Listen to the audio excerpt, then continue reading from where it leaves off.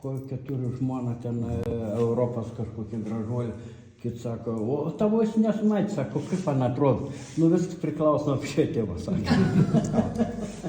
Bet aš noriu pasakyti, kad gal ne taip įsireiškia būtent tai, va čia rankos yra sudėtos taip labai įdomiai.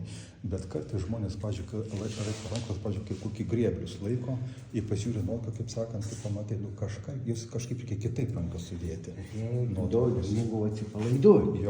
Kada nam biški jau nusibosta, ons atsipalaiduota, ons pradeda, kaip sako, ir savo išraišką tokią, nu, kaip čia pasakyti, žodžiais gali meluoti, bet kūnų nepameluosi, o rankas tai kūno dalis.